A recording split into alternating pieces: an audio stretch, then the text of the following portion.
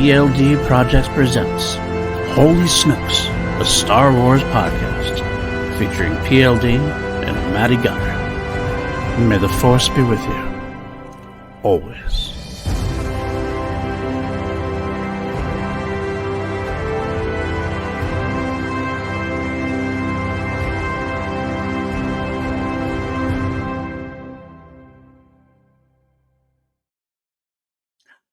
What's up, everybody? Welcome back to PLD Projects. Welcome back to another episode of Holy Snokes, a Star Wars podcast.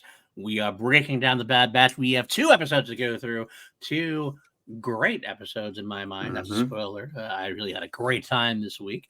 I am PLD. I am your host. And with me, as always, my co-pilot, the man with the hair, the man with the scream, the man with the chutzpah itself. Matty Gunner, how are you, my friend?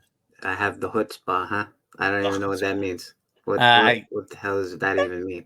You got the vibe. You got the balls, the cojones. You got. I definitely do have those. that I've been told that before. Yes, I definitely do have those. I'm doing all right. It's kind of a sad day for me, actually. Everyone knows how big a fan of the Metal Gear Solid franchise that I am. It's my one above Star Wars. There is a concurrent bit that has been a part of the game Metal Gear Solid 2 for the past 23 years, since it came out in 2001.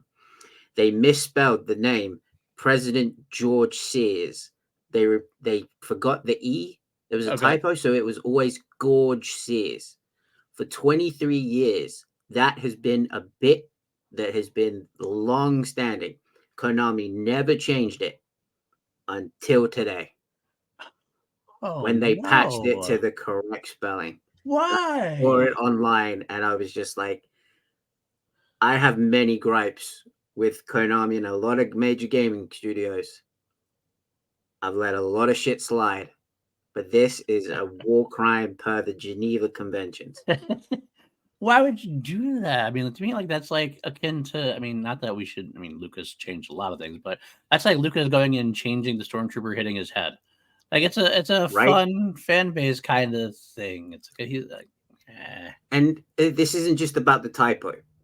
This is about the commitment to a 23-year-old bit. Right. And you just decide, you know what? Enough. Like, we still laugh at this joke. Right. I feel bad. I feel bad for you, my brother. I understand. I understand. It's just the lack of care for the bit. Like, these kids just don't care for the bit these days. Yeah, what's up with that? That's we got to get this younger generation to understand the bit is important. The bit is important. Not in my backyard, old man yelling at clouds, whatever I'm doing. How long was the Undertaker a bit for? Well, that was quite a long time. A long time. I mean, they did change it when they came back. He did go to he became the American Badass for a while. Badass, but then he did come back and begin. Wasn't it like Yokozuna killed him or something? At WrestleMania or something like that? It was something. I can't remember exactly what it was. It was something. I don't think WrestleMania, because he didn't lose for a long time. WrestleMania, so it was something else. But he did get buried alive, I believe. I think that's what it was. Then he came back, and he was reborn as the American Badass until such time that he turned back into the dead man. But until like the last 2 or so years, we never knew his name. He was never seen in public, other than the one time he showed up at one of Brock Lesnar's fights, and they almost had a fight in the crowd. He kept that bit going. Yeah. Oh yeah. That was back in the day. Wrestling was all about keeping the bit going. You didn't know. Remember when we thought Kane and Undertaker were actually brothers? I did. Yeah. I wanted that for a bit. I remember back in the day that Hacksaw Jim Duggan and the Iron Sheik were enemies of each other. They were fighting all the time, and then they got caught together and arrested for having coke in the car because they were riding together. And that they weren't fired because of They weren't fired about the drug arrest. They were fired because they were breaking the bit. That's what it was. They were fired because they can't be seen together. That's commitment to the bit. Coke? Fuck it. But you guys are together, and that's you're ruining the story there. So you're done. To the Iron Sheik. He was one of my absolute favorite followers on Twitter. Oh God, he was phenomenal. Yes, R.I.P. Do you know I'm blocked? This is a super tangent, but you know I'm blocked by Ric Flair. You're blocked by Ric Flair. I am blocked by Ric Flair. Do you have any idea why? So apparently the legend goes that he paid for his son to get onto the wrestling team at Ohio State. Okay. That's the law. Okay. And he was talking about MMA fight. He was like, "Oh, any pro wrestler could kick the shit out of an out of a UFC fight." Blah blah blah blah. I was like, "This coming from the guy who had to pay to get his son onto the wrestling team." 5 minutes later, I check it, blocked. Wow. And he hasn't unblocked me. I don't think he's going to ever be a guy that kind of goes back into the blocks and decides to unblock somebody. So I think you're blocked for life, my friend. I think. Oh well, what are you gonna do? All right, let's get into. We got two episodes to cover this week. We also have a little bit of news we're going to talk about. Definitely a kind of a tough scheduling work for PLD projects. We had to miss 2 Mediocre Way Twos on film. PJ going through some rough moments, so our heart goes out to him. He will hopefully we're going to return next week. I think that's the plan. Obviously, some things are kind of up in the air, so we're going to have to figure out with his scheduling. Hopefully, going to do 2 weeks in a row. And close out the Friday the 13th franchise with the Womp Stomp fan films that PJ is absolutely in love with, and I think are very fun to watch as well. So should be a fun time there. And of course, today we almost had to. There's a possibility of us having to bump because of my wife. And I mentioned before that she had to undergo her surgery. She's getting double hip replacement. She's got one hip done. Last night she woke up right after I finished watching The Bad Batch. Pretty impressively timed. And she has a severe pain in her calf. Somewhat convenient, I might say. I was like, all right, good job. You waited it out. Good job. So there was concern, of course, like after surgery, you're concerned possibly getting a blood clot. And that was done in calf. So we had to go make sure that was it. Good news, no blood clot. She's back in bed right now. So some kind of Charlie horse pain or big dehydration pain. Who knows what it is? We don't really know exactly what at this point, but her calf just hurts like hell. Charlie horses are the fucking worst. I know. And it's because she's weird. I mean, she's like not moving around a lot. Then yesterday she moved around on it a lot. And I think it's kind of like one of those things. It's like just like, hey, you're fucking with me too much recently. So, but yeah, she's doing okay. She's okay. She's back in back. So we almost had to cancel. So we weren't sure when the doctor was going to call us in. But we are here. We are ready to go now. So let's just do this thing. Got a couple of news bits to talk about. And then we'll get into the actual breakdown of the episodes. First bit of news, the Ray movie, The New Jedi Order, which it's funny, in an interview, because Daisy Ridley is out promoting, she was asked about the title of the movie being New Jedi Order. She kind of was like, I think so. I don't know. That's kind of what it was announced at. I don't think it's changed. She has no idea, which I find cute. I think that's fine. I think it's funny. I think it's normal for Star Wars actors to not have any idea what's going on half the time. She did say that as far as when it would be filming, she says, I think it could be this year. It could be, but I'm not sure. I think, to be honest, the writer's strike has obviously delayed quite a lot of things. So the intention was later on this year in 2024. Hopefully it will be. Otherwise, top of next, I would imagine. She also further went on to say she is supposedly imminently about to read a script, a full script. She mentioned, of course, before that she had been told the overall story, and was excited about the story, but never was able to read Stephen Knight's script. And so that is going to change. That must mean he's done, or he is close to done, or he is, at least first draft ready. So that means things are moving forward. I mean, it's not much. It's a little nugget of hope. I'm excited about getting into production. Once we get into production, it's more likely going to be made, more likely going to hit the finish line. I'm looking forward to this kind of on-set type reports and things of that nature. What are your thoughts there, Matty? Any excitement about that yet, or is it still too early for you? I think it's still a bit early for me. I'm like, the fact that they were going to be shooting in a month? Yeah. The original plan, and she's just now reading the script. Yeah. I was just like, how true was that original? Right. They were going to be filming in April, because guess what? It's middle of March. Holy shit, it's the middle of March. But yeah. It's early days. Yeah. I mean, I kind of feel like the only initial reports were probably about the Mandalorian and Grogu movie, to be honest, than anything else. I think that one's probably ended up shooting before the Rey movie is. But either way, still good that we're moving forward. I always like to hear more of these updates. At least it's better to hear updates like this than not hear updates at all. Because then you start wondering. I'm kind of the opposite. To that. I would much prefer. And I guess maybe it's me hankering for the old days of work in silence and then spring, like we had no idea the Acolyte was coming until they announced it, right? That's true. But like we didn't even know that it was going to be a thing that they were even thinking about doing. So for me, I'm kind of more missing the days of just let it come when it comes, and when the trailer pops up, awesome.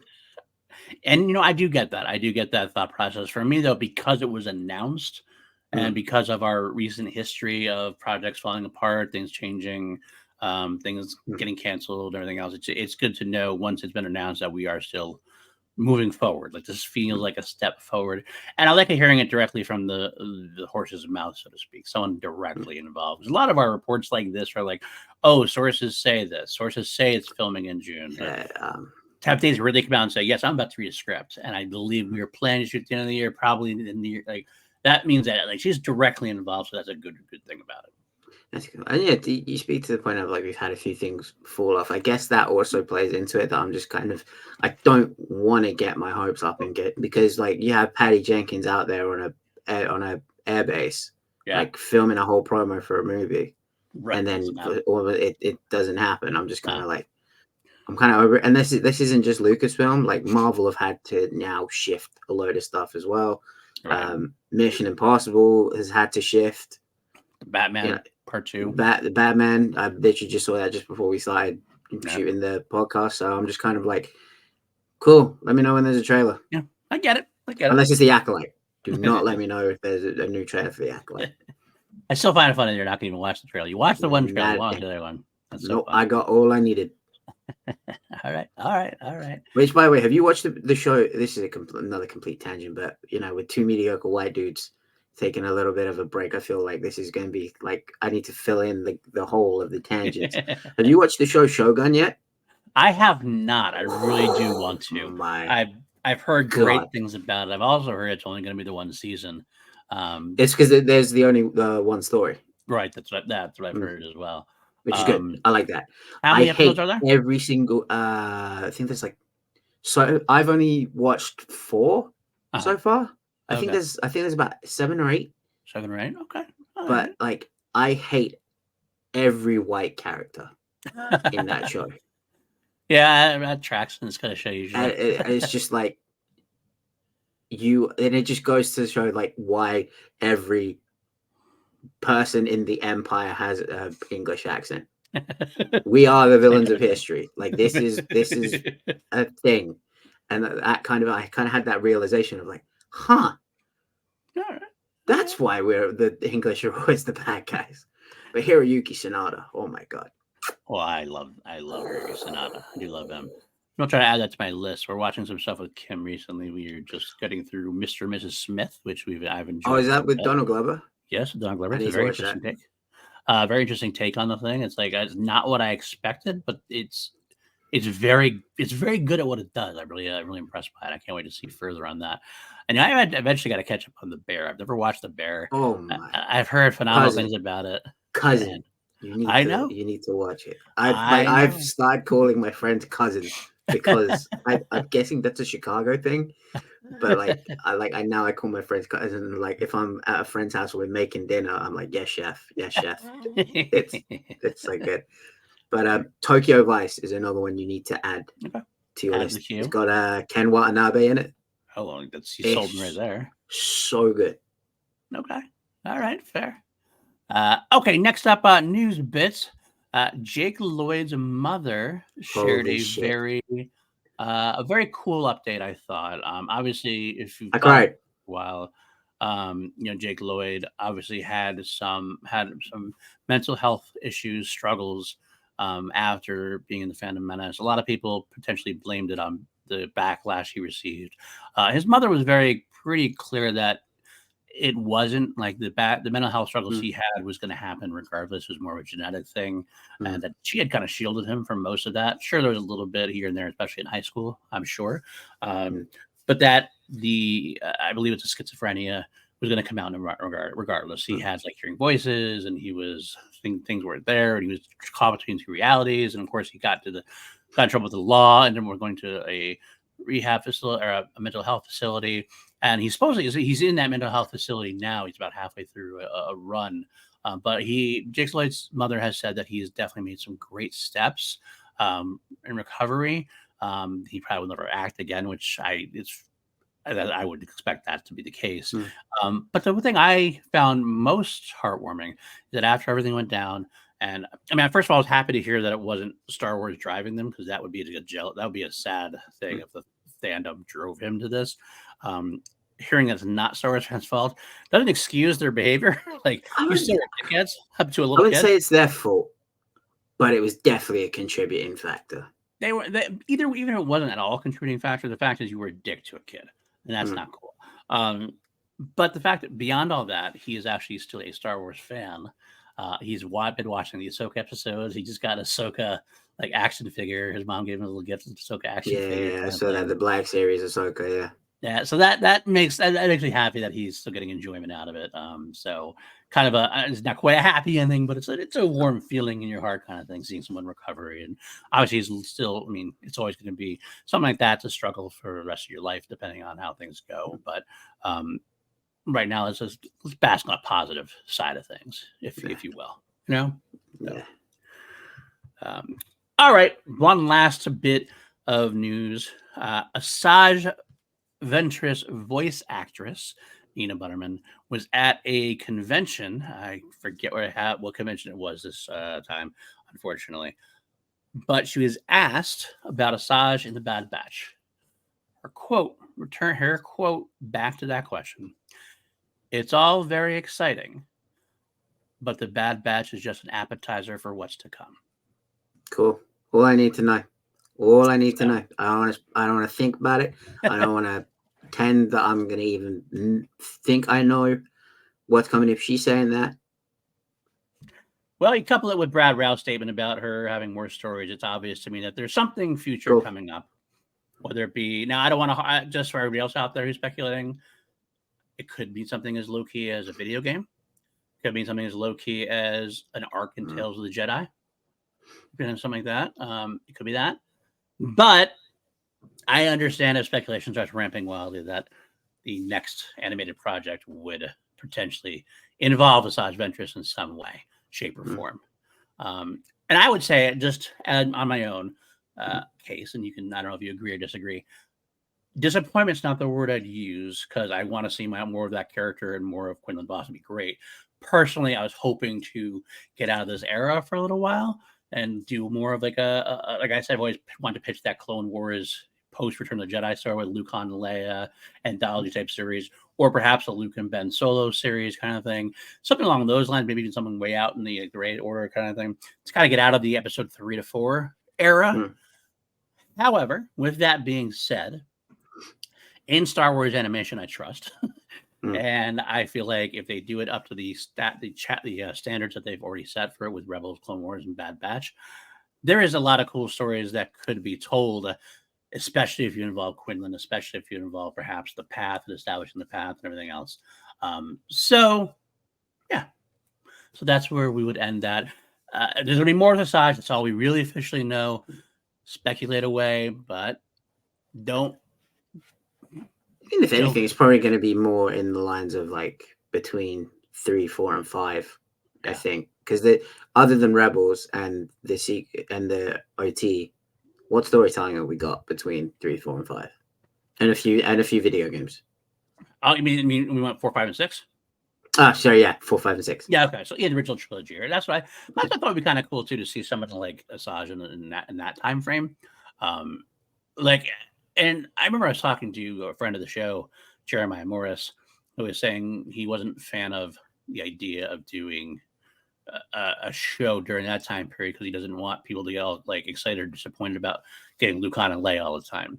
And I said you don't have to do it as long as it's set up right from the get-go that this isn't a Luke, Leia, or Han show. You would have it set in that time frame and still get the excitement of dropping in like a Leia and Lando did during Rebels.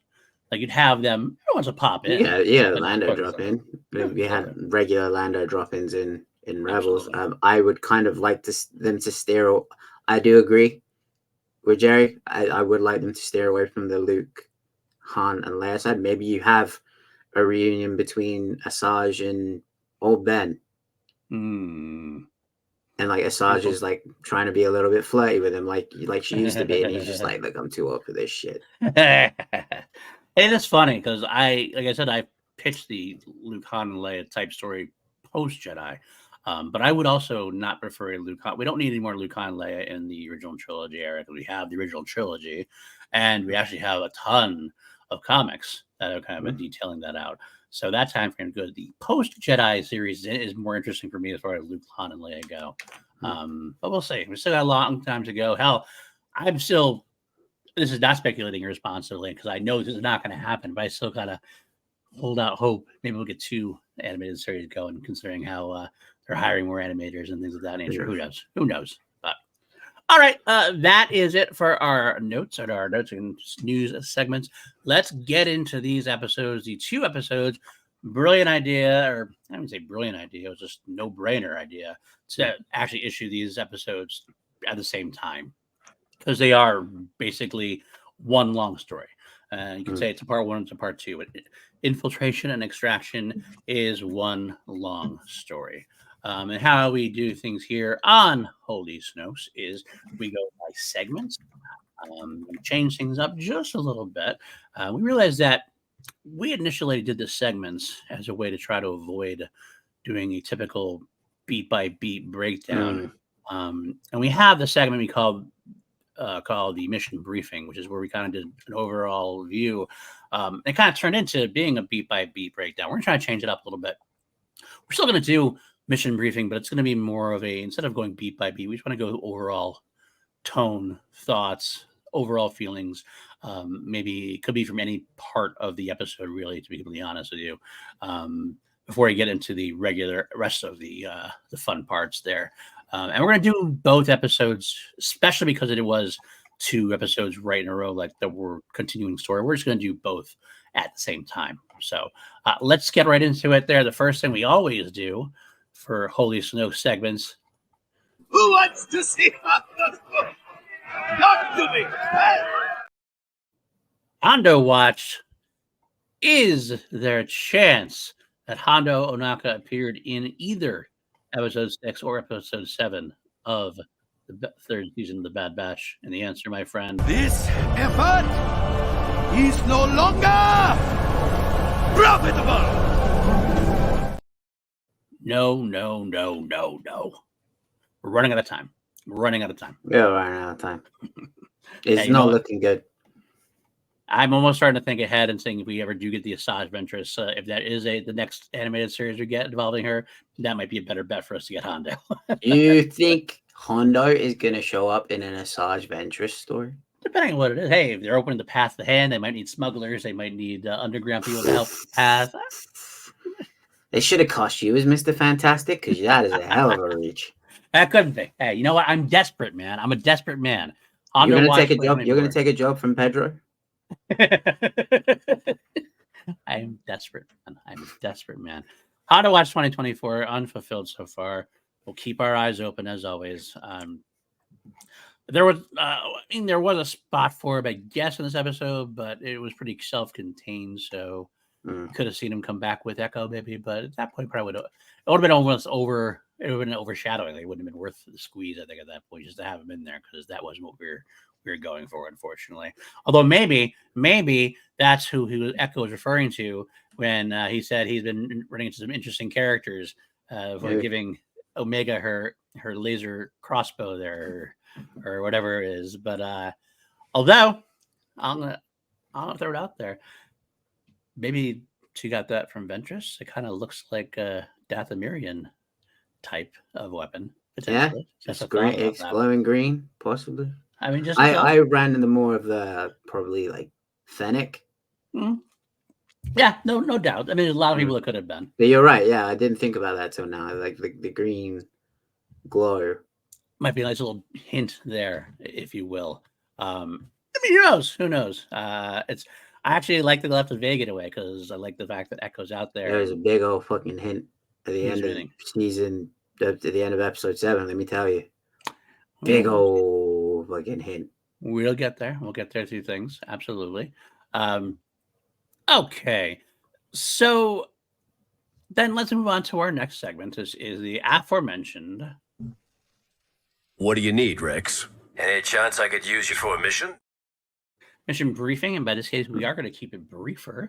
Overall thoughts. I'll start, if you don't mind. I'll just say that I loved these 2 episodes. I think they're basically one, like I said, one part of a whole story. It's almost hard grading each episode individually because it's really, I look at it as one whole episode, really. Tone, great tone, dark as hell, vibey. Not just visually. No, not there just were moments visually. I had to turn the brightness on my TV up. It was a little bit darker, yeah, absolutely.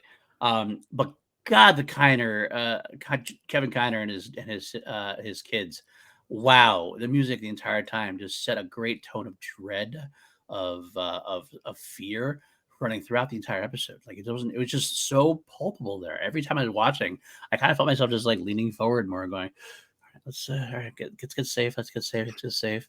And specifically, I want to throw out there the clone commando who was captured had that one moment after he blames Crosshair. He's like, why don't you ask him? But then he has this moment, like serial killer moment. And he's like, they are all coming after all of you.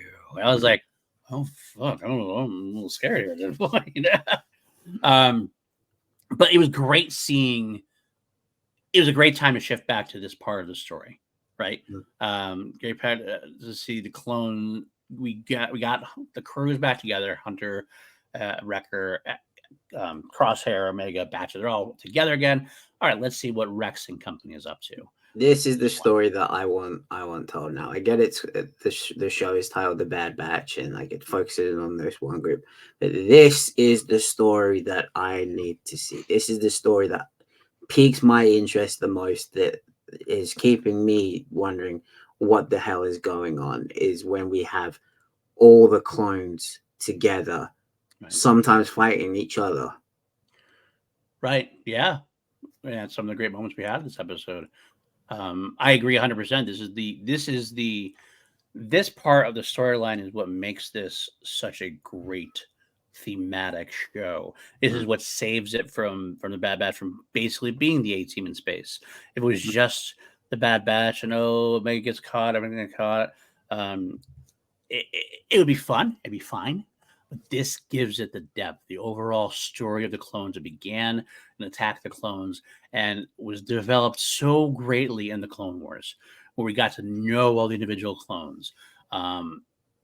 To continue that story, we know where it ends for some of them. We know that in Rebels, we see Rex, Gregor, and Wolf together in the hunting, slinging jupas or whatever together. We don't know how they got there.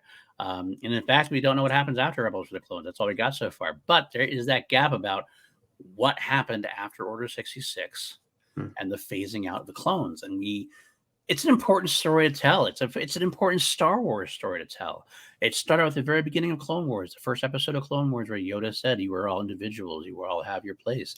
And here we are watching this entire group of people, this entire basically race of people or subsect of people just being discarded, and just a commentary and everything. And what a great way to have this is funny you say it. I've said it's a kids cartoon that's aimed towards kids, but this is not what I mean. This is what I mean, that where you can say that this is, even if it's aimed towards it's a kids show, but it's not a show for kids. Right. It has a mature theme, a very mature themes to it, important themes to it, important for kids to see, in fact.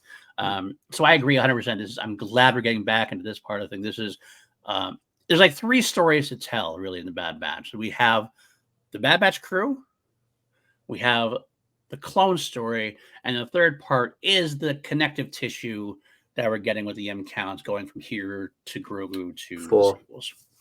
4. Okay, how about the 4th? The rebellion, because we're seeing at the start, we're seeing Senator Stanley Tucci meeting up with Senator Singh, and they're talking about forming an alliance. You have one who's a separatist in Senator Singh, one who was in the Republic in Stanley Tucci, and they're talking about they don't have a unified leader, right? Which we later go on to find out will be Mon Mothma. Right. But it's just like these little seeds of the rebellion that are getting planted as the show is starting to go on. You have Bail Organa himself reaching out to different senators, being like just trying to figure out kind of what's going on. Yeah. And that was kind of Jimmy Smits's character in Sons of Anarchy as well. It's like he was very much like the man on the outside of, let me try and see what's going on in all these different situations to play my end game. Yeah, no, absolutely right. Yeah, no, that's definitely the sub storyline, because that's what we're dealing with. A lot of other things that deals with rebels, that's dealt with Andor a little bit, but you have the seedlings there for sure. And as we know, the rebellion doesn't get unified until much later on. The rebellion really doesn't get unified until Rebels. Really, they're just cells of rebellion. You got Mon Mothma's crew, you have Saw Gerrera's crew, you have We don't talk about him. Enfys Nest's crew. Enfys Nest's crew from Solo. You have a lot of different cells of different resistances going on. And this is another one, Senator Tucci, or Stanley Tucci, as you say.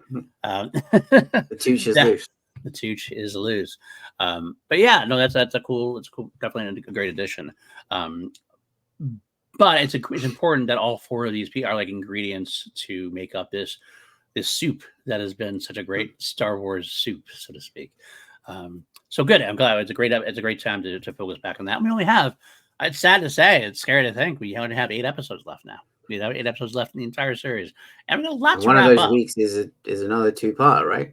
There is another 2-parter coming up. Yeah, I think that's April 2nd or something like that. Whatever that week is, another 2-parter. So we're rounding third and heading home to a degree, and we have a lot to wrap up in this last couple of in these last 8 episodes. I mean, there's plenty. I think there's plenty of time to do it, but we are starting to have to pick up the pace, and it did. It picked up the pace here definitively. We got the clones back involved. I loved how awesome the assassin was. We get to see the other assassin, CX, CX1, because he's one of those people like that Star Wars tends to showcase, but then a lot of times end up not doing a whole lot with. For example, recently, as much as I loved Ahsoka, was it Enoch? Yep. The Golden Stormtrooper, who didn't really do a whole lot. Like, he was in the trailer, like, "Ooh, who is this guy? Oh my God, what is this guy gonna do?" Pretty much nothing yet. I mean, he still could do stuff. That's fine. But this one, he was in the trailer, like, "Oh, this guy looks pretty cool," and he came to play.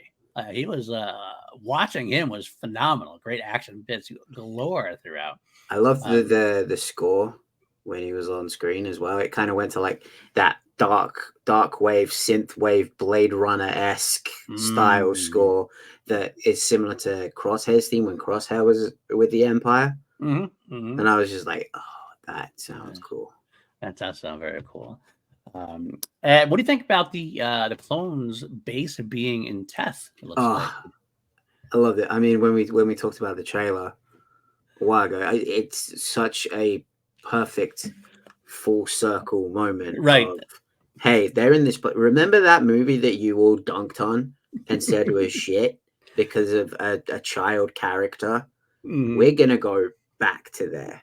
And we're going to be like, this is a place of great importance to these clones.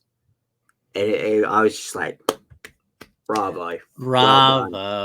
Yeah, I agree. Bravo. Because seeing the monastery in the trailer, I was like, oh, is that just like, because in the trailer they talk about, I thought the end of the war meant losing 2 of our brothers. And I was like, oh, maybe that in the trailer, this is just them flashing back to different places they've been. It's like, no, this is the clone stronghold. Stronghold, right? Back on Teth. I was just like, perfect, beautiful. It's like poetry. It rhymes. It does, exactly. Speaking of poetry and rhyming, I love the fact Cross Dad and Omega have just a great dynamic now. And we got to see finally what we were all kind of waiting for on the ship, where Omega used the toothpick. Basically, finally doing what she does with everybody. She always kind of imitates her father figures in a way. But it's great to see Crosshair and crew back together. And I mentioned last week that I was wondering I want to know how they would move on forward. Obviously, Hunter and Crosshair had a great breakthrough last week. Part of me didn't want to see them just like get past it like that and be done with it. But I thought they did it this week in such a great way because by forcing them with the clones, and specifically with Hauser, you see Hauser getting to interact with Crosshair, and I kind of like, and I was just being dumb. It was like 4 a.m. when I was watching it. I totally forgot the Hauser Crosshair had that moment together in Ryloth. I was kind of like, okay, so why is Hauser being such a dick? And I'm like, oh yeah, like the Crosshair fucking killed all of his friends. There's the line. My whole team on Ryloth is dead because of you. Yeah, it's like, oh shit. Now when I hit that, I was like, oh yeah, oh. But what works about that for me is it's like a family, because Hunter steps up after that, tell you you're gonna have to back down, Captain. And it shows that like it's one of those situations where Hunter may not be completely sold on Crosshair, but I get to bust on my brother, or I get to be mad at my brother. You don't get to be mad at my brother, kind of situation. And even Cody was like, look, you guys have your differences. Maybe one day you'll get to settle them, but now's not the time. Rex, right? Yeah. You said Rex. You said Cody. Yeah. Did I say Cody? I meant Rex. That's okay. That's confirmed. That's what I make sure we're on the same page. No. Yeah, exactly. And that's cool that way. I think that's a good way to do it. But it helps. It's a good way to help the batch get closer again, because they have to, like they always have, like Wrecker said, just like old times. They're not happy to see us, kind of thing. Yeah. It's like, yeah, they revision that, and they have to kind of draw their wagons around each other, kind of protect themselves. And I think it's a wonderful way to do it. It's poetic, it works, and it solves my hesitation, if that's the right word. I was very happy with that. I was very happy overall with it. And one thing I liked about these 2 episodes is it brings it full circle of the distrust between the batch and the regs. Yeah. Because now they are forced to work together to survive, and now they're like, we're on the same side. Like, we're all clones in this together. I mean, Crosshair even has the lines of like, what is it? Something like being defective sometimes has its benefits, or something along those lines. Being defective is my nature. Yeah. Yeah, being defective is my nature. Mm-hmm. And then everyone was just kind of looking at him like, okay. Yep, pretty much. I would also, one detriment I have seen, we got to see the clones again.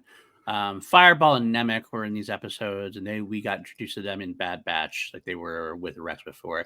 I still think it was kind of a missed opportunity. We could have used other clones from the Clone Wars that could have made it out. There would have been a little more connectivity, I think. Because it feels like we have Cavalry still needs to arrive. No, that's true. That's very true.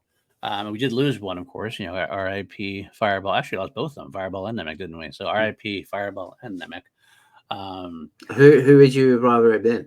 Just out of curiosity. I don't really know. I don't have a specific one in mind, but just someone we had more history with. Someone like Cut, maybe like Cut. Cut would be kind of cool. Cut would be kind of cool. Cut is with his family, so it's kind of tough to do that. I guess you don't want to do that. Maybe some of the ones that we didn't hear from, like the ones that were on. Well, you can't. I mean, obviously, a lot of them were dead, so that's part of the problem. But I feel like there's other ones we could have done. But I mean, it's not. That's a nitpick. It's a nitpick for me for sure. Yeah. I was just asking because I was just like, who else could have like?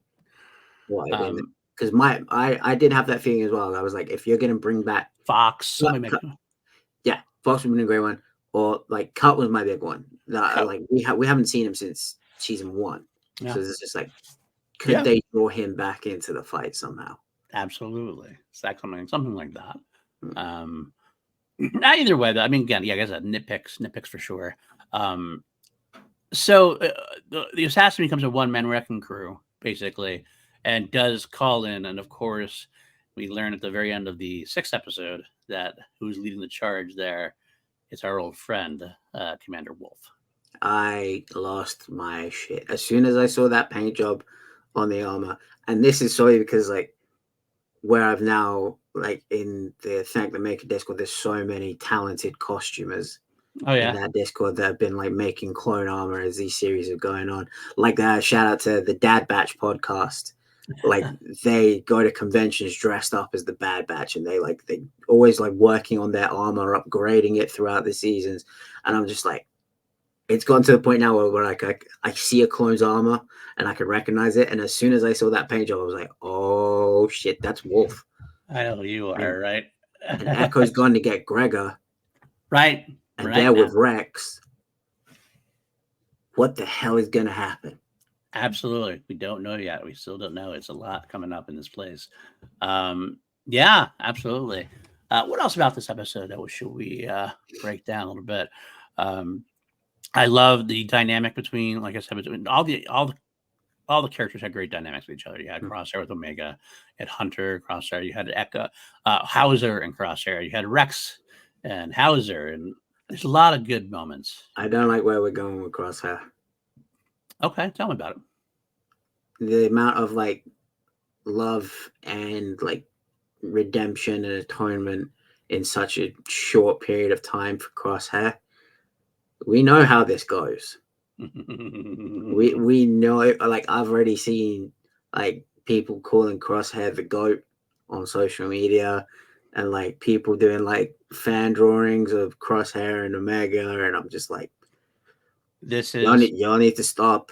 You need to stop. This is Tech all over again. This is the season's Tech. They're doing their job right. Although I gotta say, I think the episode did a great job. Obviously, we had the Tech versus the CX1 at the end there. I almost thought that Crosshair might bite it. I almost thought that was the case. Was going like I wasn't sold. I was like 100%. When we started drowning, I'm kind of like, no, are they gonna? They could. We've had the redemption arc. They brought them back together. We could see that. I think what's most important about that is the show has done well enough, like, and gone dark enough and got me engaged enough that I considered that a possibility. Like, I didn't just outright go, "Wow, he's fine. He'll be fine." I was like, "Oh, maybe it is." I'm not surprised he didn't. But it was that moment of like, So, yeah, we got to talk about CX1, of course. Everyone on Twitter, by the way, is trying to convince me and all other readers that it is Tech. Meta galore moments of Tech. Do you want me to just? No, I'm going to say Force Vision. Okay, I'll say it for quick. I noticed something, and my good friend Mike Forster from Thank the Maker and Honda Supply noticed something as well that made us both like, no. I think everybody wants to know about CX1. I think that's the thing. So we will save it for Force Vision. I think I know. Table this one now. And I have an idea too. I don't like where it is. I wonder if we're on the same page. I wonder if we're on the same page here, because I had a thought as well, and I thought down. I talked to Jeremiah about it last night as well, and I do have a thought of someone it could be, and it fit a lot of pieces. But we're gonna that's a Force Vision discussion we'll have by the end of this episode. Any other things we should really touch base on before we get into our categories? Yeah, stop pointing guns at Batcher. That's true. Batcher is the winner of all. CX1 did it when he was looking through the room, and I was like, "Don't you fucking dare shoot that dog! Don't you shoot the dog!" And then I love the double team between Wrecker and Batcher, where like Wrecker smashed the two clones' heads together, and then Batcher jumps at the one in front of him, and then Hunter appears from the smoke. That was such a cool scene, by the way. Well, I gotta tell you, the cinematics of this episode were phenomenal. The cinematography, the shots were so beautiful, so beautifully animated. Was Denis working on those? That's such a question. They should have been. Was the GOAT himself working on these? I swear, like the water sequences were such beautifully animated. Almost felt like Predator, in a way. And I loved the initial battle between CX1 and the shootout at the kitchen there, the mess hall there, or whatever. When you're seeing a lot of shots through his targeter or whatever, like you see Fireball coming up. They were just well done. I was just very, very. It was just so well shot, cinematic. Really. It wasn't my favorite action moment, so I feel like I'm okay talking about it here. The enemy of the state style sniper versus sniper. I was like, this is like seeing the infrared through Crosshair scope. I was just like, that's cool. That's cool as shit. So good. We should talk about the ending, I guess, in a way. That's probably the best thing we should. Let's talk about the ending real quick, and then we'll get into it. Obviously, Wolf and Rex have their little standoff where Wolf sees that it's Rex. And we learn, like, it's kind of interesting to learn because we don't see things from the other side very often. We see things from our main heroes or Rex kind of thing. We see the betrayal of the Empire. We've seen how the clones have been discarded. We realize there are clones on the other side who are still following orders, and Wolf is one of them. He's one of the ones who's just being a good soldier, not the way Crosshair was being, but he just hasn't. Obviously, he hasn't seen the same atrocities that a lot of the other clones have. So when he gets there with his crew, Lieutenant Hero and everything else, they have a standout between Rex and Wolf, and Wolf's like, "Oh my God, Rex, I thought you died. I thought you died. What's going on here? You went down in Billy's glory or whatever." And Rex is like, "Yeah, I did, and I lost a lot of good men that day and today." And he's able to talk him out of, because talking to let him go. And Wolf backs off, and it's a great moment. I mean, we kind of know it's going to get there because we do know Wolf and Rex obviously become close again. But getting that initial thing didn't really lessen the drama for me. It was a good dramatic moment between the two. It kind of added to it for me because when he first arrived on Teth and he got to the monastery and he sees that there's clone bodies there, he even said, he was like, "These are clones. These aren't insurgents." And the CX trooper was like, "They're both." Right. And I was just like, dude, Wolf, we know Wolf's going to come around, but it was cool to see that thought process happen in time. But you know what's going to happen, right? He's like, "No, don't pass go straight to jail." Yeah. Oh yeah. Like that's what happened. No pass go straight to jail. Yep. Absolutely. Especially since CX1 does live despite his very large fall. You kind of almost thought he might be gone, but I'm happy he's not. We saw the body. So the body, he climbed out. He was alive. But he's going to come back, and he will turn Wolf and after the end and animosity those two had throughout the episode. So we get on to the Echo and Gregor pick up the batch and they fly away. We have a great scene between Rex and Hunter talking about, well, as before, Omega told Rex about the M count, and that's what they're there for, and that's what everything was going on. So Rex kind of has that tinge. Like he's like, I think I might know what it is, but I don't know for sure. And then he tells you're gonna have to find Hunter. You tells Hunter you're gonna have to find out why she is so vital to their plans. That's, you want to keep her safe, you have to know why, which is why it's going to lead into the Asajj. And maybe even more. Is there a chance we see Ahsoka? Is there a chance we see Quinlan? Is there a chance we see Quinlan than Ahsoka? I think so too. But you never know. It's like Star Wars has to have these big moments towards the end of the series where like big characters make appearances and stuff. I do think that it's too early for Ahsoka. I think she hasn't quite made up her mind to be part of the crew yet. But I mean, who knows? You never really know.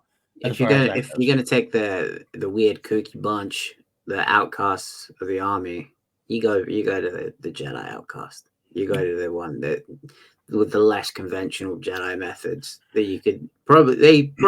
I have no doubt that they've probably worked with Quinlan before. Yeah, it seems like a match made in heaven for us as fans, but hell for the council. Yeah, very true. Very true. Yeah. Okay. Great. I think that's basically our sum up of the episodes there. Good stuff. Let's get into the rest of our categories. Next up, we have. I was hoping for the whole squad, but you'll do. The Bachelor, our favorite character of the week. We have both episodes to deal with. Matty, who is your favorite character in Infiltration? It was Rex. Rex. Okay. All right. Cool. Rex did a really good job of keeping the peace between the two groups. There was obviously a lot of distrust there. Hauser wanted to kill Crosshair. Crosshair probably wanted to kill Hauser. And he did a very good job of, like, even with the first CX, what do they call him? Operative. Right. He was like, "Look, you're still a clone. We're not going to hurt you. We're not going to kill you. Like, we just need to ask you, where were you? What happened to you?" Right. So he's still staying true to who he is as a person, the person that Anakin helped him to become. Mm-hmm. And he's staying true to his mission. Agreed. Actually, I agree with you so much that Rex is also my favorite of that episode as well. Partially it's always easy to say when he makes an appearance because I just love the character so much. Anytime, especially now in the Bad Batch, he's not in every episode. So when he makes an appearance, it's important. It's always, you know what I mean. So it's always like, oh, great, more Rex. So he always gets that leg up when he's first in an episode. But agreed, I love how he did. He sets up how much in charge he is. When he gets shot at by the CX-1, he barely makes it, but he also takes the grenade and throws it back. Like, you show he's still got it. He's still the man of action. He's still the man of all the clones there are. He's probably still the best of that's such a sick shot when the CX threw the grenade through the thermal detonator through the bars. And he just like grabbed it and threw it back through. Loved it so much. Yeah. So, but exactly, he acts as the great mediator too. He works with Hauser, but he understands the batch. He knows that their mission is the most important thing. He's not about to give up on the mission. Despite Hunter kind of wanting to give up, he's like, I'm not giving up. I can't give up. These are my brothers. I'm not going to give up. He is one of the greatest legacies of Anakin Skywalker. He really is. Anakin fell to the dark side, but that's a very good thing that you pull out there, because a lot of people, when you talk about the legacy of Anakin Skywalker, will immediately default to Luke or Ahsoka. Not even Leia. Obviously he didn't have much to do with Leia, but they will immediately go to Luke and Ahsoka. They won't think about the impact that he had on Rex as a clone. Yeah. And the Tarkin even said in the summit, is like, the time with some of the Jedi, they develop personalities of their own, and that's a problem. Yeah. And Anakin was the most important part to the clones as far as he's doing it really. I mean, Yoda was always very good at teaching them personally, but Anakin was the one that they really inspired loyalty to, because he was right at the front lines with them every chance he got. He inspired them. He was, as soldiers, he saw him as like the perfect soldier. He's willing to go along the front lines with them, to lead by example. And he's not going to let you down. He's not going to never left them behind. Right. He always go back for him. Absolutely. So Rex being that way really kind of got honed in. So it's a very important part of it. I love that quite a bit. So yeah, great. Okay. For the next episode then, for Extraction, let's see, what would you get for Extraction? I'm going to go with Crosshair. I'm gonna save my explanation because it's going to come up in a later segment. Okay. I will also say, like, we're kind of lazy. We're kind of like a little boring. We both have the same answers. I also have Crosshair. To me, it was just the Crosshair moment. Some people might think I kind of watch it.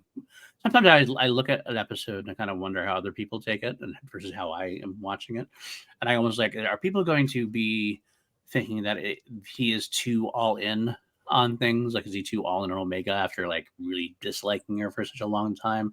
And to me, I think it's actually the perfect amount for me, because, and it was said in this episode pretty much. Here's a guy, he has that line when he talks to Hauser, kind of breaks him down and asks him, like, you're much different than you were on Ryloth. What happened? And he says, loyalty is a big thing to me. Loyalty is a big thing to me. And I found out the Imperials aren't as loyal to me as I was to them. Loyalty is a big thing to him. And after he fell from grace, or from the Empire, he knows that Omega, of all the people in this universe, showed him loyalty, despite him like throwing her aside, tossing her aside, being like dismissive of her, not wanting anything to do with her. It's like he realizes that she showed me loyalty. So it's like a dam cracked. There's that crack in there, and once that through, it flows over like a bat out of hell. And it's because he now has, that dam has come from his feeling full on out there. He is all in on Omega now. So I feel like it's in character to be that kind of thing. It's like he's against it. Once you get through, now he's all in. Once he makes that decision or makes that realization that she's been more loyal to me than anybody else, he's going to give her the loyalty, because he wants to give loyalty to someone who's loyal to him. That's his biggest thing from the rest of the batch, from the Empire, and it's Omega. Well, that was his big thing in the first season, right? It was like, you left me. He said to the batch, it was like, you left me. Right. Like, you say we're brothers, you left me. Now he got what he always wanted. And now, Omega. And Omega's done that to him. And like now they're their camaraderie and everything really is so wonderful to watch. Some of the great moments. We'll get to some of the lines, I'm sure, because some great dialogue in there. And Crosshair had the great battle with CX1 where he's struggling. He's not himself still. He's nowhere near himself still, but he still gets the job done. Like the idea when you're climbing down the spire and he tries to shoot, doesn't get it because of his wrist or his hand is going on, but he goes, okay, takes the bomb. We're gonna get to that. We're gonna get to that. We can get to that. I'll get to that.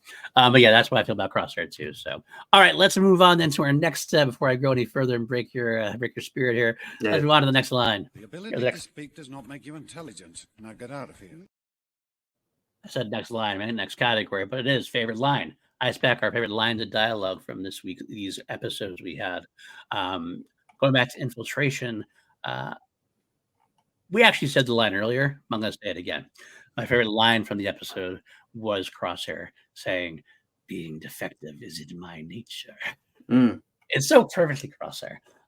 It was a funny quip, a sardonic quip, a sarcastic quip. But it's part of the whole nature of the show. They've always been defective. And being defective actually helped him out. He was so defective he couldn't even become a clone assassin because he was defective. So summed it up, and that was probably my favorite line of this episode. How about you? What about for infiltration? Mine it's more for this one. It's more comedic. Okay, it's when they've probably had like a 10-minute journey, and Echo says, "Well, he'll explain when we get there." It's like, bruh, you're 10 minutes away. Just say it. Just tell them. Just tell them why Rex is calling for you. Like, yeah, it'd probably be bad coming from Rex. But where are we going? A base of some sort. Like, just tell them. I think I want to say it might be because maybe he still doesn't trust Crosshair a little bit. But also, I was just like, just tell them you're going to the stronghold because Rex needs to talk to them. Right. They already know pretty much. It's like it's. But I also really did love the line from Rex where he was like, when he was talking to the original CX operative, and he was like, "No matter what you've done, no matter what you are, like you're still a clone. No. Yeah, you're still one of us." And I really like that because he was like, "This dude's probably killed how many clones?" Right, but Rex is not giving up on anybody. I love it. I agree. That's good stuff. Okay, then for extraction, I'm going to go with the line. I got to say it. I'm going to say there's two lines that I like from Crosshair, but I'll only use the one. And if you don't have the other one, then I'll come back. When Crosshair they first escape the spire, they crash down in the forest due to some great shots by CX. Crosshair goes to Omega and he's like, are you okay? Yes. Are you sure of this? Yes. Can you carry the supplies? Yes. And she's like, she turns and goes, "You're worse. You're as bad as Hunter." "Oh, I'm much worse." Did you even catch the inflection of the prolonged when she says yes? Yes. Like she's mimicking Crosshair. Yep. I don't know if she's like doing that because like she's like been around him so much that she's like picked up it. At first I was just like, are you making fun of his like lisp or like his speech impediment that he seems to have? I love it. So that was my favorite line for sure. There's a couple of lines. I'm actually going to save one of the other lines for later for laughter. What about you? Would you have a favorite line from this episode? I wanted to go with the line where Crosshair says, loyalty is important to me, but with the Empire, it doesn't go two ways. But the one line that really got me, and it's more of a comedic line, was when Crosshair says, where he's like, "Oh, we'll go to the rendezvous point. I'll draw his fire." And Omega says, "I don't like this plan." And Crosshair just replies, "Too bad." That actually was probably my laugh it up fuzzball moment. That was my favorite laugh. Oh, I'm sorry. That's okay. No, because I have another one I can choose. But I agree. I won't go any further on it so we can elaborate. I love it. No, you can elaborate. It's fine. I love it because I love it too. I love the fact that like the inflection was the best part. Too bad. Yeah, he was just like, sucks to be you. I don't care what you think. Good moment for sure. And great line. So, Okay. Excellent then. Yeah, so I gave mine, so we're good. Let's move on to our next segment then. Our next segment.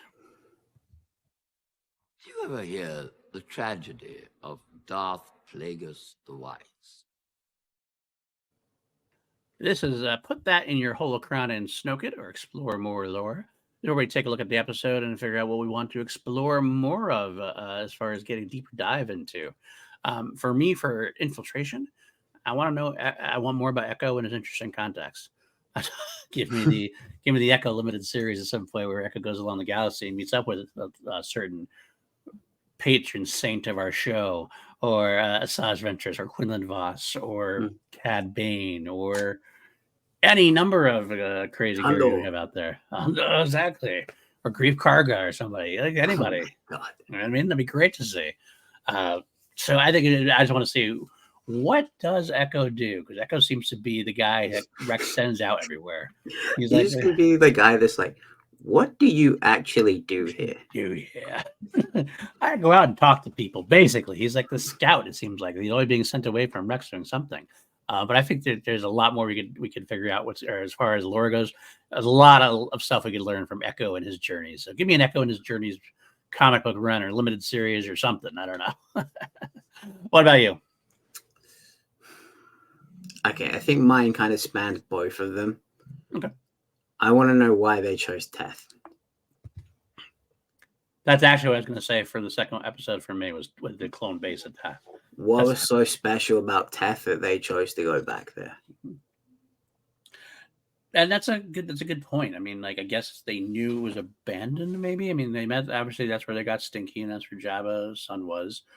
If you're gonna hide somewhere, like, and you're hiding from clones, surely clones will be like, okay, we're gonna look at every old outpost that we had to find these guys, because if they're gonna go back to like an old base, we're gonna search every outpost in the galaxy to find these guys. You would think they would go like deeper underground to somewhere that no clone would know about. Well, yes and no. If you think about it, like, Wolf had no idea they were going to find clones there when Wolf came in.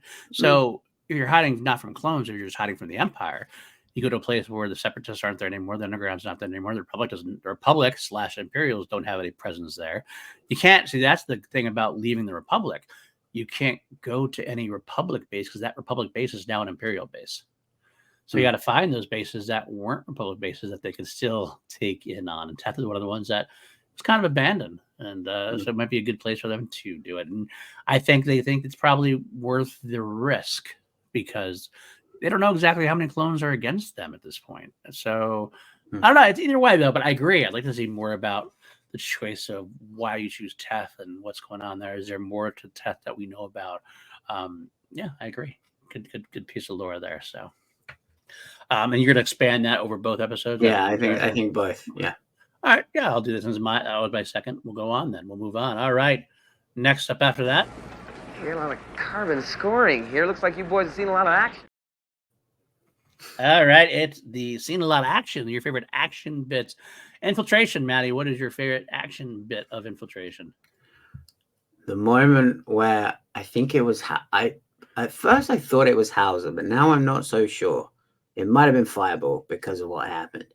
That grabbed the flamethrower and started running at the CX operative, and then all the thermal detonators fell down, and you just see the one start heating up. I was like, "Oh shit!" Yes.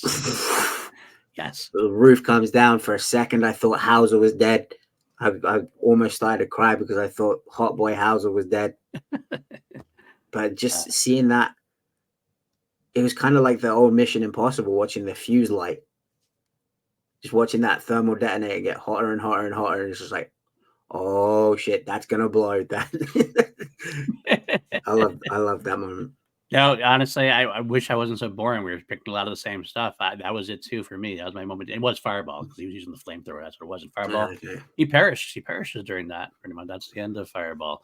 But I get the same type of thing because that whole firefight was awesome. That was a great action beat the entire time. But that specifically that moment, where you get to see Fireball like through the tracker, him rushing at you with the flamethrower, and you see it in the head, the bomb, and you see see it happening from him, sees the flamethrower on the bomb, the grenade or whatever, and like and then all goes down.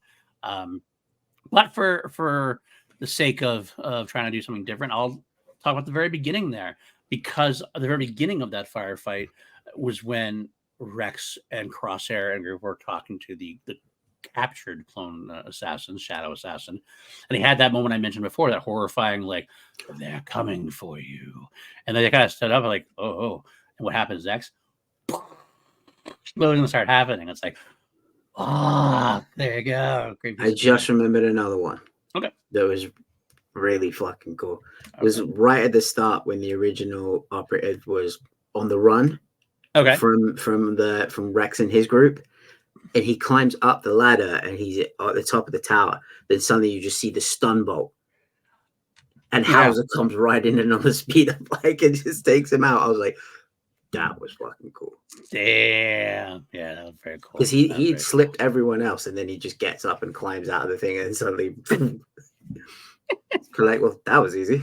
Love it. Okay, let's move on to the favorite action bit of the second episode. I know you have one to talk about for sure. Go ahead, my friend. Crosshair is him.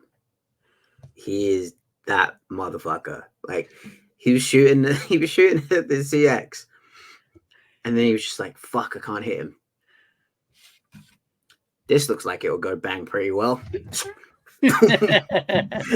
What do you do if you can't hit the guy? Take out the entire fucking wall that he's on.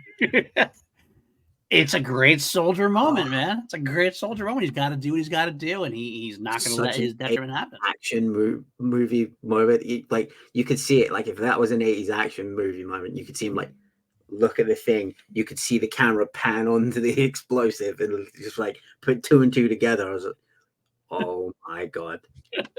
I love it so much. I love that he's still having the problem with his hand, but it's not a case of the more he resolves his issues with his brothers and resolves his issues with the clones in general, that he starts to heal his hand. It's like, no, this is a deeper mental flaw. This is a flaw with him that he needs to get over. Yes, 100%.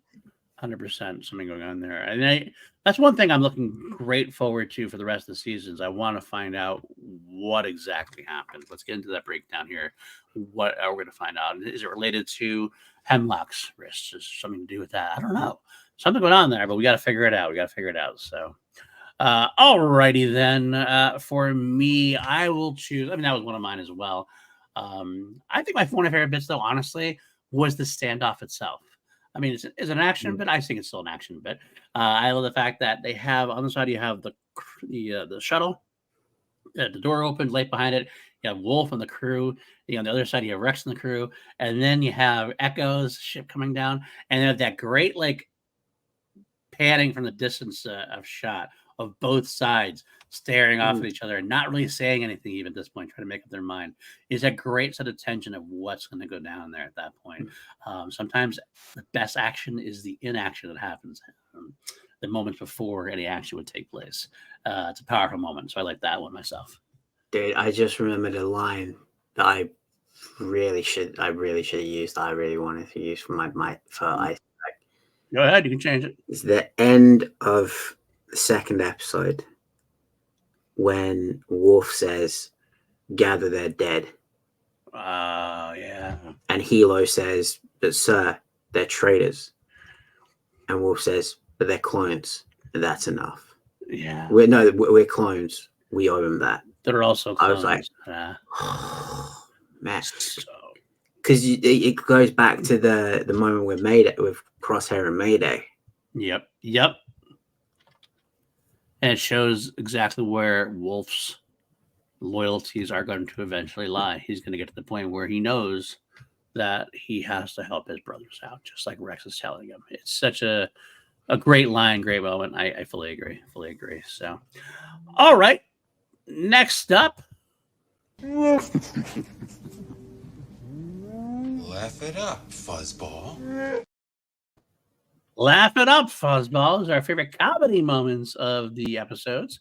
We'll start with infiltration. I'll let you go first, my friend.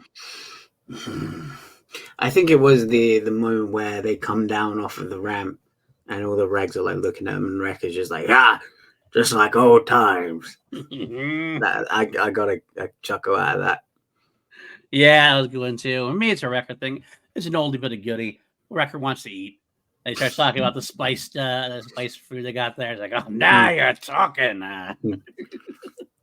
Anytime Wrecker eats, that makes me laugh. Because he's so. And then Batcher follows him. And Batcher follows him because Batcher's a little wrecker as far as that stuff goes. He'll eat that plate. He'll eat Omega's plate. It doesn't matter. You put that food in front of him, it's going down. It's always a good moment. So I did like that quite a bit. So, all right, for Extraction, rather, episode 7, you got one. I think it was just the whole banter between Omega and Crosshair to the point now. I feel like those two have like kind of private conversations and have like inside jokes away from Hunter, Echo, and Wrecker. Yeah. Because like even like just Echo, like Omega doing the yes. Like I have a feeling like she does that because she knows it pisses Crosshair off. Could be. It's kind of like those things when like your kid, like I'm not a parent, but like I've seen this happen where like the kid imitates the parent when the parent's pissed off. Right. That must be like the most frustrating thing when you're trying to yell at your kid and your kid is talking back like you. Yes. Yes. I agree. That was part of mine too. I mean, I had it written down where all my things I had written down were those the dialogue that I said before, the too bad, the oh I'm much worse. They were both so much, but I will take instead Batcher climbing aboard and licking the hell out. But Omega's like, oh, don't worry, she only bites half the time. I want to pet that dog. Pet that dog. Pet that dog. Love me some Batcher. Batcher better stay safe. That's all I gotta say. We'll turn into John Wick. Kill the dog. That's one step too far. Like that's like kill the kid, kill the dog. That's like you could kill the kid. They're not going to. But there's a reason that there is a website called doesthedogdie.com. Yeah, you're right. There's no website called doesthekiddie.com. It's doesthedogdie.com. Absolutely. So. Shout out to Jarvis showing me that website. Fair enough. Yeah, it's very much Jarvis' thing for sure. All right, then. Yeah, I agree. I like that as much. So let's see. Yeah, I guess that's it for that then. All right, next up then, Easy Up. It's the ship that made the Kessel run in less than 12 parsecs. Parsecs out of less than 12 is 11. Because you always turn up things to 11 here on PLD Projects, and that's where we're going to rate this sumbitch, or these two sumbitches, I should say. On a scale of 1 to 11, where do you rank Infiltration? I give it 9.5 because it was kind of like it was the build up to the 10 for me, which was, and I guess I'm giving my rating of episode 2, but like, sorry, keep going episode 2, episode 7. Right. Whereas like that to me was a 10, and this was kind of like the little build up to it. So I give this a 9.5. Nice. I gave them both a solid 9.5. They were, like I said, for me, it was like one bit of. So I understand what you're saying. For me, I loved a lot of the build up so much. The build up. In fact, I like to build up. Sometimes I like to build up better than the actual climax there at the end. There's some of that dread, that build up, that tension, that moment. Getting to see Sing and Choo Choo again in the first episode. Either side, both of them. I'll go with that, but I'll give it a solid 9.5 out of 11 for those. Very, very strong episode base. I can't wait to see where we go next on that. So speaking of that, Premonitions. Let's talk Fourth Vision. Is where we make predictions. They don't have to be for next episode. They could be for later on. They could be for the Rey movie, and they could be for the Jedi, the new Dawn of the Jedi. You could do anything. Predictions of what's going to happen in the future based on something potentially from this episode or episodes. Let's talk CX1, I think. Here is that what we're going to go into? Because we both are going to go into CX1, I believe. Before we do, I see you building up. let's talk. Is your prediction something about tech being CX1? Let me ask you that. No. Okay, let's get this out of the way because mine is not either. Tech again. The Twitter is trying to convince me otherwise. That this is definitively tech.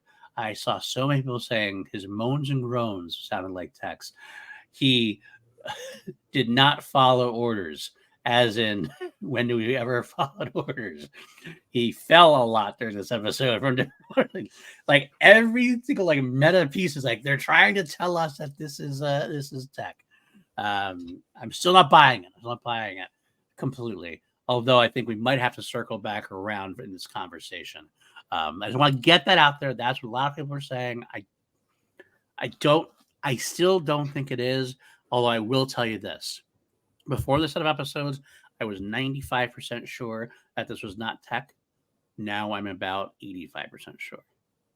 So I have made some headway to that, thinking that we might get to see a dark tech, a brainwash tech, somebody to that effect, a fixed up brainwash tech, if you will. So you have a guess who CX1 is? I am a solid 99.9%. Okay. Hold on. Don't say it. Don't say it yet, though. Okay. We're going to say it together because I think we might be on the same page here, potentially.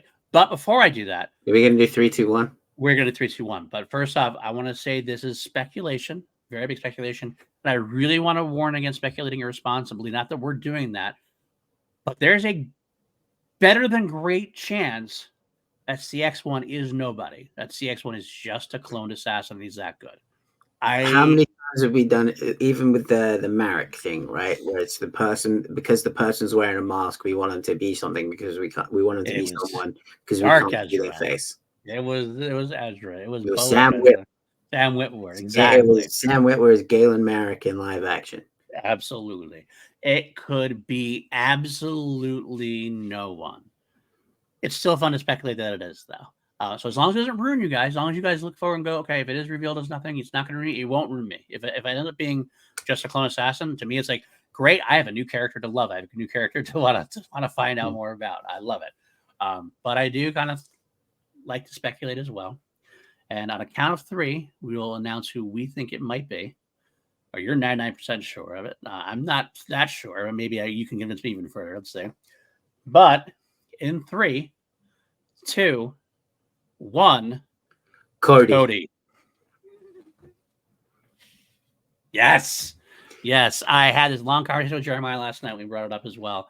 I'm going to put forth my thoughts, and then you have more proof. So we'll get into yours. To me, it makes so much sense. I do have a rebuttal also later on, but I think it makes so much sense because we have not seen Cody since the episode where him and Crosshair split ways, and Admiral Rampart told Crosshair that Cody went AWOL. And Rampart doesn't know about the project, by the way. Rampart doesn't know about the project at all. Exactly. So Cody is missing. And yet Cody, implying the fact that Cody got fed up with the Empire, couldn't deal with being wrong anymore. I have to leave the Empire. So why wouldn't he be with Rex's crew right now? If Cody was going to leave the Empire, one of the few people he would look, he might have thought Rex was dead. That's something out there. But Cody is a smart enough trooper, smart enough soldier that he would have sought out allies, people to work with. And that would eventually lead him back to Rex's group. I have no doubt that he would infiltrate it. So where is he? I think that they are running a con on us. He did not go AWOL. He showed signs of disloyalty. Hemlock took him back, and Hemlock has conditioned him, and we have a new assassin. So when the reveal takes place, we get the big moment that a lot of people have asked for: Rex versus Cody. Hold it on that because I'm going to get into that. Okay, go ahead. Big Force Vision. Let's start with the proof, shall we? You mentioned that the bit of Cody was showing signs of disloyalty. We know that the clones that have been disloyal to the Empire, they end up on Tantus. That's where they go. You know, you should go past guard straight to jail. Yep. That's probably where Wolf's going to end up next week. Mm-hmm. he's also a high-ranking clone. Mhm. He's a commander. He served with arguably the greatest Jedi of all time, Obi-Wan Kenobi. So they're going to be like, huh, he served with Kenobi? Let's take that guy. Right. He's got to be pretty good. Let's take him and make him one of our new commandos. The fucking audacity that you guys have. Think I wouldn't notice the weapon that he picked up from the dead clone of the yellow vibro knife. Mm-hmm. As soon as I didn't think about it, and then shout out to Mike Forster again. He's the one that like put it in my head. It was like the shot in the episode of The Solitary Clone of Cody holding the knife, and the last conversation that him and Crosshair had. I was just like, holy shit. Maybe it was like maybe they don't equip him with the knife, but it's a weapon he's familiar with. So he saw it laying on the ground. He was like, yoink, I'm going to take that. Mm-hmm. Mm-hmm. That was the big red flag to me. It was like, and when him and Crosshair are like fighting with it and they're like trying to like break each other's grip on the knife, I was just like, holy shit, that's Cody. Yeah, absolutely. That's when it hit me. And I was just like, oh my God, it's Cody. And then I thought about what could potentially happen. They have their markings removed. Rex could kill Cody and not even know until the last minute. Yeah. Yeah. That's the kind of sick and twisted shit that they would pull in this show. Because it's so well known in the fandom that we want Cody and Obi-Wan to have their moment together. Yeah. No, I mean Cody and Obi-Wan. Oh, yeah, that's true. That's true. Like, that was the whole discourse in the Kenobi series of, are we going to see Cody? Are they going to reconcile together? You're right. Is Cody going to be forgiven for what he did? To take that away and have Rex unknowingly be the one to do it.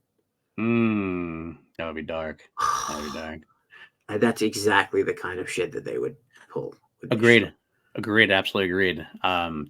I will add on and say a couple things here. I will say we expect it to be Rex and Cody to have it out, right? Here's I think that might be in the realm of wishing too hard for a couple of reasons. Okay. I do think that this show is the Bad Batch. And Rex is not a member of the Bad Batch.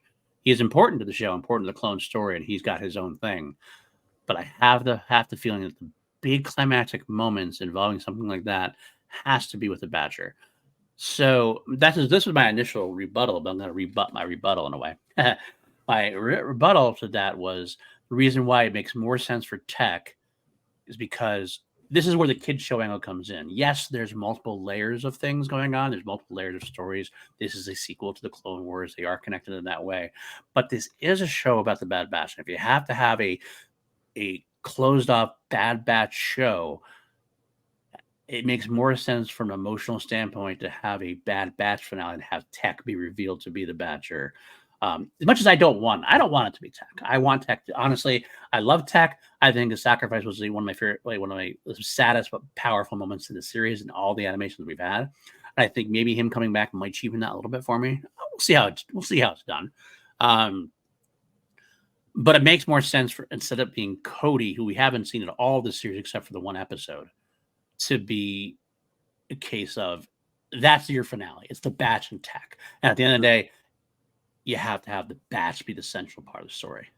Now, that being said, I'll rebut my rebuttal because we did set up that Cody and Crosshair moments a bunch of ways. And because this season specifically is about Crosshair's redemption, it does make sense that the guy who kind of first started Crosshair's walk back towards the light, it was Cody. And to see Cody fall and become what Crosshair didn't become does make an emotional journey for Crosshair.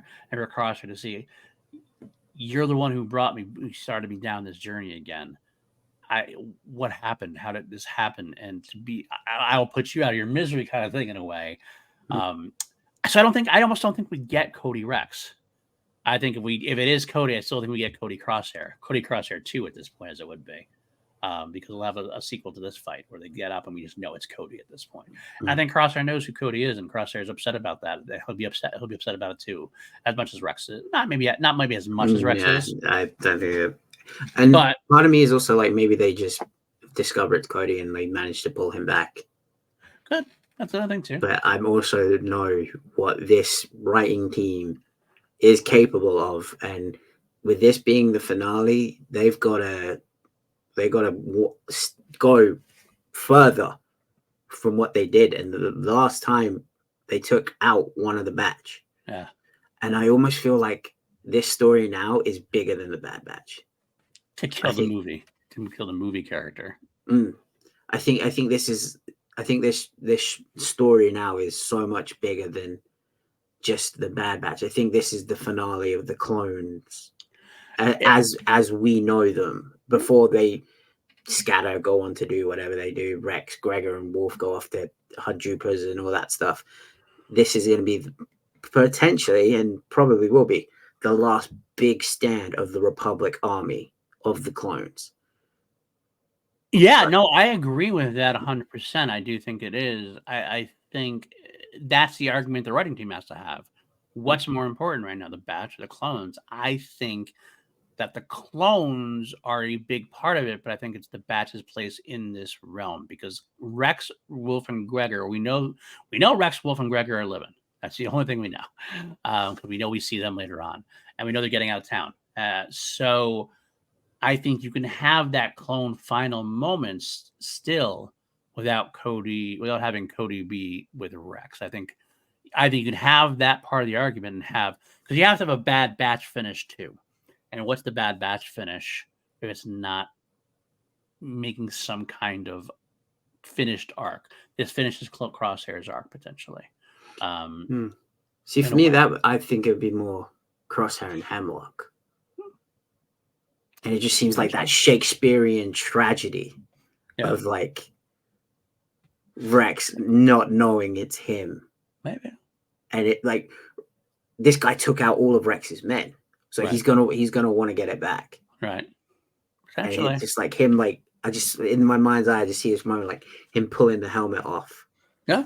And like he can't see it's Cody, but like he knows. Right. Because they have that unspoken bond from the amount of times that the 501st and the 313th were together. Yeah. Well, there you have it then, folks. That's the idea. That is our speculating. I will admit it's a little irresponsible speculation, given what we've seen before. I think it is this time. A little bit.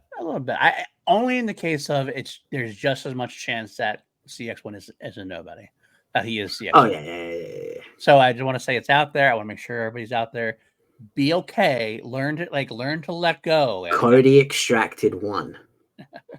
That's what CX means. Maybe. Absolutely maybe.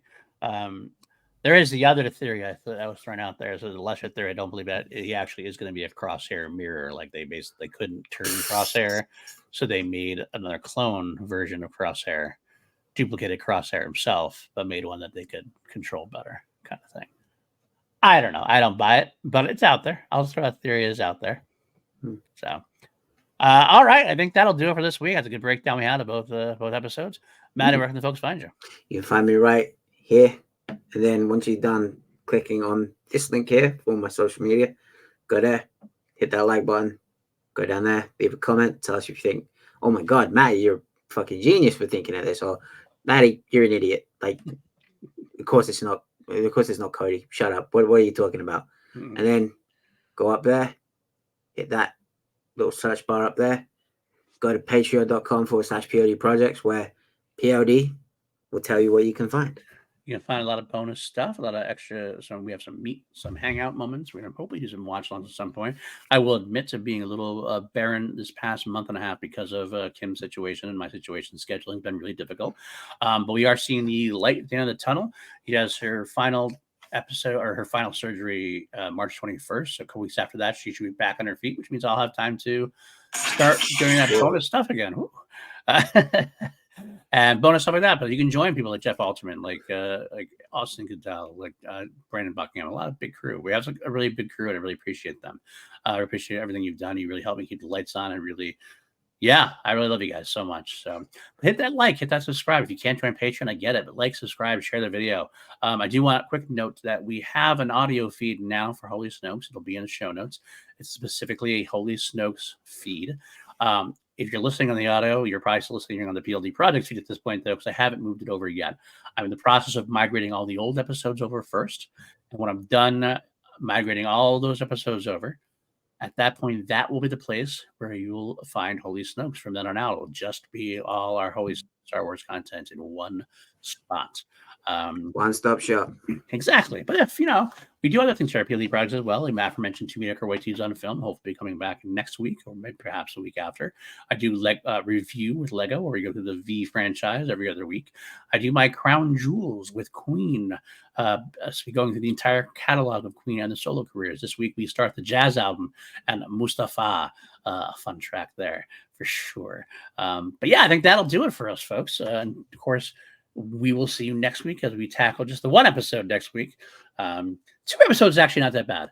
All right, when we debuted the first time, we had 3 episodes to go through. That was a little much to break down in one episode. Too much. 1 is always an easy breakdown, but 2 wasn't too bad. So unless there goes 3 episodes of the Acolyte, then I'm okay. Then you're okay with that. Hopefully that trailer is going to come soon, and I'll be doing it on my own. But here you go.